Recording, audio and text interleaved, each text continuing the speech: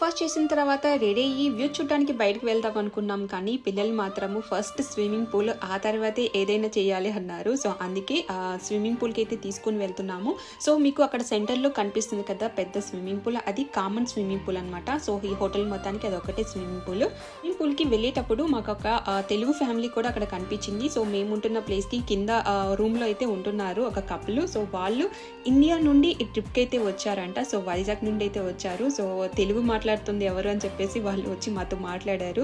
So ఇంత చలిగా ఉంటే మేము బయటికే రావట్లేదు, మీరు ఏకంగా స్విమ్మింగ్ పూల్కే వెళ్తున్నారా అని అడుగుతున్నారు. వాళ్ళు డైరెక్ట్ గా ఇండియా నుండి వచ్చారు కాబట్టి ఈ వెదర్ కి అడ్జస్ట్ కాలేకపోయారు. సో శాంతన్ లో అయితే వెదర్ 15-17 డిగ్రీస్ మధ్యలో అయితే ఉంటుంది. ఇప్పుడు మేము స్విమ్మింగ్ పూల్ లో దిగాం కదా, ఈ వాటర్ కూడా వార్మ్ గా ఉన్నాయి, మరి చల్లగా లేవు. ఈ స్విమ్మింగ్ పూల్ కి అటాచ్డ్ గా ఒక మినీ బార్ కూడా ఉంది, బట్ ఇప్పుడైతే క్లోజ్ ఉంది. నార్మల్ గా అయితే ఓపెన్ చేస్తారంట. అండ్ ఈ స్విమ్మింగ్ పూల్ డిసడ్వాంటేజ్ ఏంటంటే కిడ్స్ కి సెపరేట్ గా స్విమ్మింగ్ పూల్ అరేంజ్ చేసిన